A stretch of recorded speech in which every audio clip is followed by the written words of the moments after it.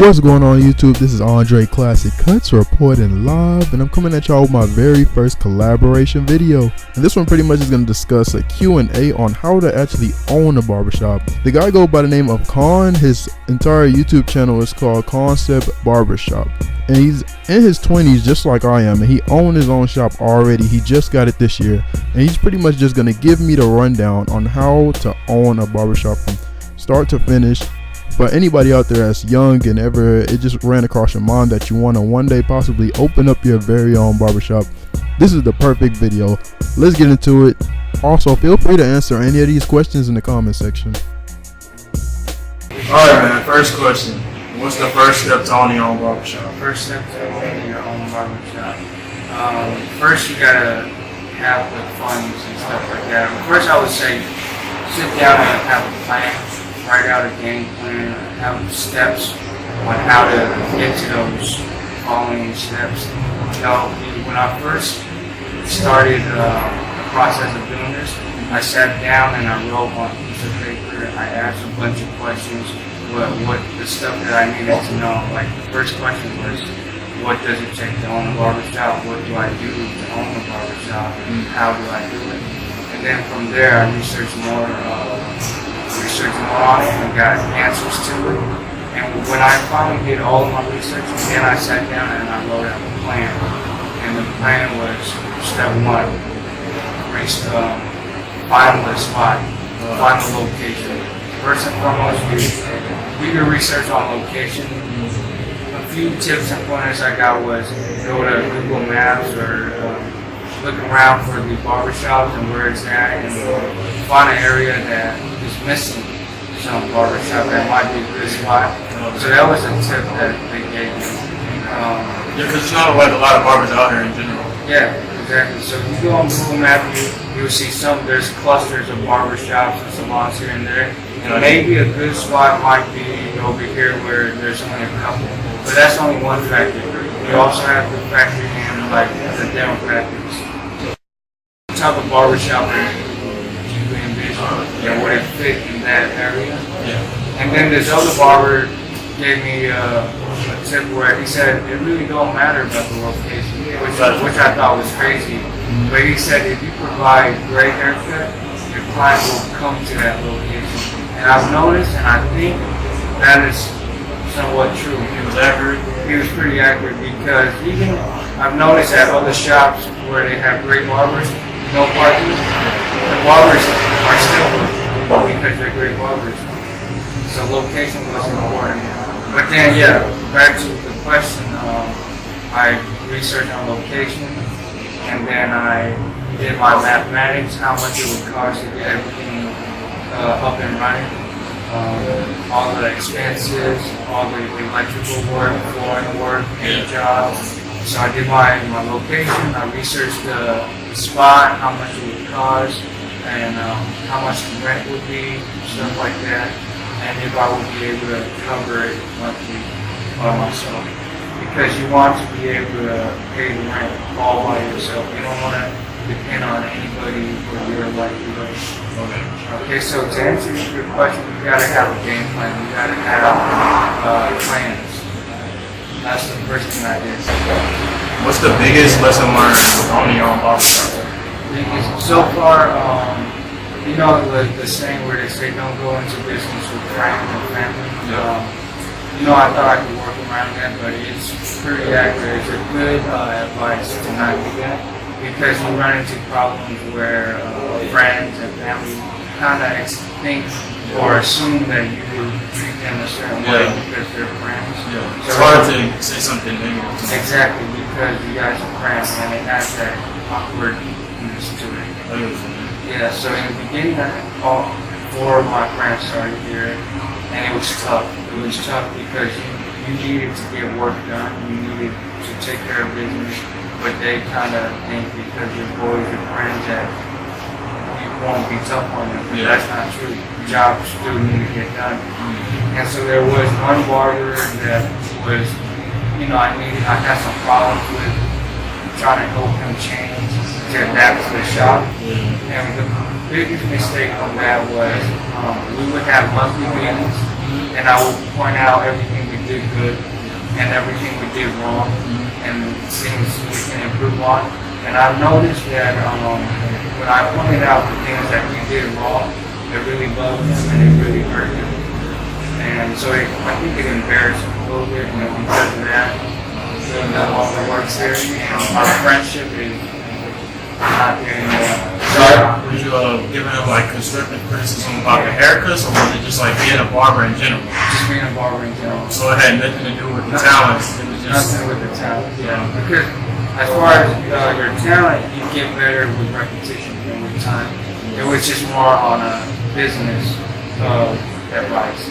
Don't be late to your appointment. Don't have people waiting for you. Communicate with us if you're running late so we can communicate to your client. Simple stuff like that. But because I pointed out his errors in front of him, his errors, I think they kind of affected him. And so we left. So from that mistake, I learned that if you're going to talk good about somebody, tell the whole group. But if you're going to talk negative or give critiques on somebody, say it in private. So that's my biggest lesson. I never heard that one. That's pretty good. Alright, question number 3. What's the biggest mistake you can make as a barber owner? A barber owner? The biggest mistake. I think the biggest mistake as a barber owner. It don't have to specifically be like your experience, but just like something you maybe heard from like another barber, or just something that you heard that everybody just like, don't do this. You may happen, just don't do it. Okay, so being a barber owner, that probably means you're here with the guys. Sometimes that will have a conflict of interest where you become close with them and you eventually become friends with them, and it's hard. It leads back. It's cool to be a cool owner, cool manager, but I think that you should keep your distance somewhat because it keeps it professional and it makes it easier. So, and then from that, being close with him, which is my other experience, there was this other barber where we started out as good strangers. We worked there, we became really close, we hung out, we became good friends, and because of that, he forgot that at the end of the day, I still have to go on job. And after a while, he was unclear what his boundaries were. So we crossed some boundaries, and it was my fault for becoming friends. I say be respectful, be a cool manager, but don't get too close. Know your limits. Is it possible to have a 9-to-5 job and have a successful barbershop? Actually own your own barbershop and have like another job on the side. I think if you have a lot of capital, which is a lot of startup money, maybe. Maybe. That's a maybe. But for myself, I didn't have a lot of capital, a lot of startup money, so I had to be here. And you, as a barber, it's a lot easier than being an owner. Because I thought it would be easier. You build something up and collect the money, you're good. That's completely false. Because I'm actually working harder now than I was as a barber. When you're a barber, you come in, you cut, you leave, you're done. That's it. That's the end of your day. As an owner, your day never ends. I'm here sometimes before everybody else, and I'm staying here later than everybody else. For about 8 months, I was working 7 days a week. So to be a successful owner and have a 9-to-5, I don't think it's possible. I think it would be very difficult. So it's better to put money to the side and then invest into a barbershop. Once you're at that level, you're ready to work all day long and specifically do this. Focus on this. Yeah, I really recommend it because in the beginning stages of this barbershop, it's very crucial that you set your foundation right. You set your rules, you tell the guys how certain things should be, and you gotta, it takes a lot because when you open up a business, you're now the manager, you are now the HR, you are now the marketing team, you are now the financing team. It's you take on a bunch of more roles, so that requires a lot of time. And I think it would be very difficult to also have a 9 to 5. Because we're from 9 to 5, we'd be at work, what about the rest of the hours? Sure. It'd be very difficult. I'm not saying it's impossible. No. How much is too much for a barber chair? Out here, it's usually about 800 to 1,000 a month. That's about average. That's about normal. But I have heard about other places charging as much as 2,000 a month, and I think that's too much. Because at 2,000 a month, you can do your own barbershop. You have your own spot. And if not, team up with one of the guys at the shop, you can have your own spot, you know? So 2,000 is a little bit too much. Why pay somebody else that when you can do it on your own, you know? You said like a personal actual chair to get one in the shop, 700 is reasonable. Like, Yes, 700 to 1,000 is reasonable for the actual chair. Anything more than that, I think is unnecessary. It would be cool to have, but I think it's unnecessary. So what's your favorite clippers and trimmers?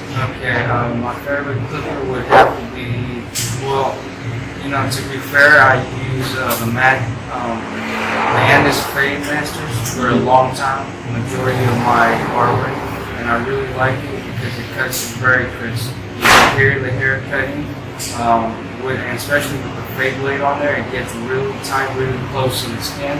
The only flaws are it heats up and it's kind of heavy. How does insurance play a part in the barber game for the actual person that's actually working in the shop and the barber owner in general? Okay. So it's very important because a lot of things can't happen. It's required by law and it's required by your landlord because things happen and they want to be protected from that and you want to be protected from that because if you don't have insurance, you got to pay for that out of your pocket. So it's good to have insurance as a business owner that covers you and all of your properties. As a barber, I believe it's also required by law for barbers to have insurance, just in case you harm somebody. You know, if they slip around your station because of hair, or if you cut them, or if a child actually moves and get hurt, you know, you're accountable for that. And if you have insurance, you're covered. You know, so it's very important. It's mandatory. Yes, it's legally mandatory. Who's your favorite barber on YouTube? 360G. I like watching his videos. He's very entertaining. He's a funny guy, entertaining guy, and he's also a great barber. And not just that, he's a great teacher. His videos are very informative. He's very in depth with what he's talking about. So number one, probably go to him. Great guy, and he's a local. You know, my second one would be Bosio, great barber. Chris Bosio. Yeah, Chris Bosio, great barber, very talented guy and a great business owner. Has a lot of product that he promotes, and that's what I would like to learn too, the business side of that. His videos, if I could improve on it, I would ask that he goes into depth more what he's doing. Because as a new barber, I wouldn't understand what he's saying or what he's doing by just watching. And then my third favorite barber, he's not a YouTuber, but he's a local.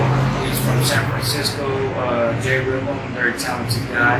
I really look up to his work, you know, and I try to compare my work to his. How long have you been cutting? Okay, so I started my first haircut summer of my sophomore year back in 03, I believe. And it was on some random stuff. My friend asked me to cut his hair. But after that cut, I really enjoyed it, and I continued cutting. But I didn't take it seriously until the last 6 years of my barbering. And I've been licensed for 3, maybe 4 years now. Yeah, so a long time. Pretty nice. About 10 plus years, I would say. How important is barber school? If you haven't cut, it's very important. I mean, that's going to be the place where you will learn the fundamentals, the foundations, the etiquettes to being a barber, a good barber, a proper barber. If you already cut and already have experience, it will still help you get to the next level. You know, and barber school will show you the hard work that you will endure as a barber because you got to put in hours sitting around, waiting for walk-ins. You know, if you can't last in barber school, you won't last in a real barber shop. Because there'll be days where you can come into work and cut one haircut the whole day. And you know, some people will give up on that, but that's how you build clients slowly. So barber school will put you to the test to see if you're fit for the barber life. You know, so it's very important.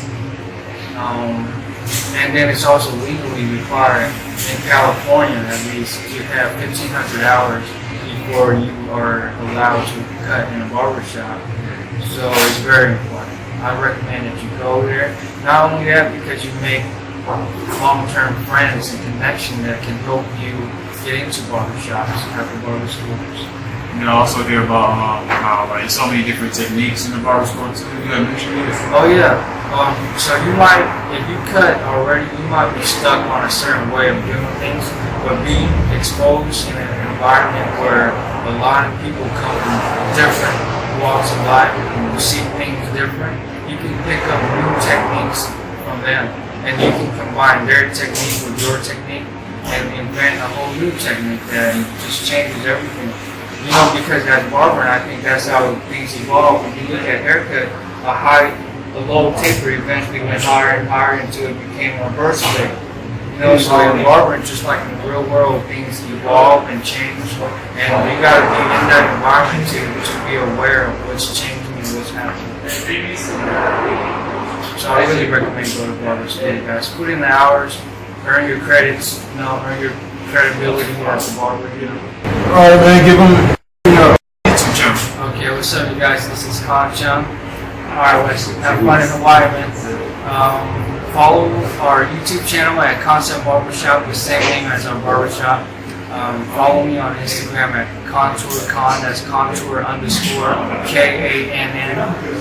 I have a lot of pictures and a lot of short clips of my haircuts. Hopefully you can pick up a few things here and there. He cut all mountains, man. He already sent to Claire country in the mountains. That's right. We were up on a hike that's about 2 hours up, and we had our clippers and everything. And when we got up there, everybody, it was all eyes on us. You know, it's just a way that we keep barbering interesting and fun. So hopefully you watch our channel and see all the fun stuff we do. Thank you. I appreciate you. You see a lot of people in the background. My fault, right? Keep turning. Yeah, the sun's in his eye and he's semi-mugging Dude, because that's he's from pressure on. Watsonville, but There you go. Turn right. Sergio. Keep turning. Keep turning. Alright. Yeah, this was really fun, man. We had a lot of fun doing this. I hope you guys enjoy it. Don't forget to comment, like, and subscribe to Andre Classic Cuts, my YouTube channel, of course. And don't forget to follow me on Twitter at ClassifyKeys. And definitely don't forget to follow me up on that gram, because I drop exclusive footage on the daily that I don't put on neither one of the other social medias. So definitely add me, Taro.